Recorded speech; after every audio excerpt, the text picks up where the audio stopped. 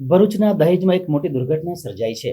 GFL કંપનીમાં gas leakage થતાં 4 લોકોના મોત થયા છે. બનાવની જાણ થતાં જ પોલીસ કાફલો ઘટના સ્થળે દોડી આવ્યો હતો અને વધુ તપાસ હાથ ધરી હતી. આ ઘટના અંગે પોલીસ ફરિયાદમાં જાહેર થયેલી વિગત મુજબ ગત રાત્રે 9:30ની આસપાસ જીએફએલ કંપનીના પ્રોડક્શન વિભાગમાં આવેલ ક્લોરોમિથેઇલ પ્લાન્ટમાં ગ્રાઉન્ડ ફ્લોરમાં આવેલી રિસાયકલ કોલમ ટોપ કન્ડેન્સર પાઇપલાઇન કે જેમાં મિથાઇલ ક્લોરાઇડ, સિટી ક્લોરોફોર્મ અને HCl વેપર નામના ગેસનું મિશ્રણ પસાર થાય છે.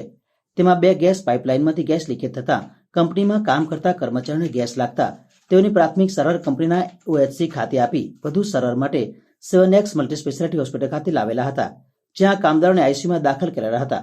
આ સારવાર દરમિયાન કર્મચારીઓને ડોક્ટરે મૃત જાહેર કર્યા હતા. આ ઘટના અંગે જીએફએલ કંપનીના ડેપ્યુટી જનરલ મેનેજર જિગ્નેશ પરમારે જણાવ્યું હતું કે ગત રોજ રાત્રિના કંપનીમાં એક દુઃખદ બનાવ બન્યો છે, જેમાં કંપનીના 1 અને 3 કોન્ટ્રાક્ટના કામદારોનું મૃત્યુ થયું છે, જે ઘણી દુઃખદ ઘટના છે. કંપની તરફથી આ લોકોને હાલમાં 25 લાખ વળતર રૂપિયા આપવાનું નક્કી કર્યું છે. વધુમાં વહીવટી તંત્ર દ્વારા જે નક્કી કરવામાં આવશે તે પ્રમાણે સહયોગ આપીને વળતર ચૂકવીશું. ગવર્નમેન્ટને સવારે ઘટનાની જાણ થતાં જ કાર્યવાહી હાથ ધરી છે, જેમાં રાજેશકુમાર સુરેશચંદ્ર મગનાદિયા, મહેશ નંદલાલ, સુચિત કુમાર સુગ્રીમ પ્રસાદ, મુદ્રિકા ઠાકોર પ્રસાદ યાદવનો સમાવેશ થાય છે. ઉલ્લેખનીય છે કે આજથી 4 દિવસ પહેલા સાબર ડેરીમાં બોઇલરની સફાઈ કરવા ગયેલા 4 યુવકો ગેસ ગળતર થવાથી ગુંગળાઈ ગયા હતા.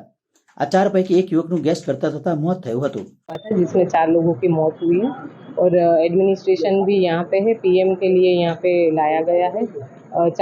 चार में से 3 लोग आउट स्टेट के थे और एक ऑपरेटर था जो गुजरात से था।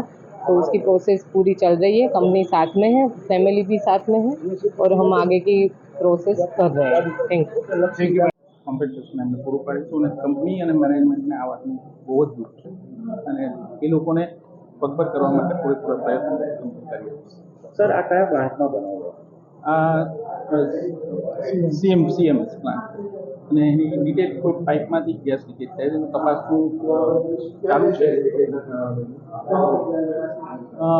ટેકનિકલ ડિટેલ મને નથી, પણ HCl વેપર એક તો મને યાદ છે, જે અત્યારે કારણ કે અમે રાતથી આમની પાછળ જ હતા.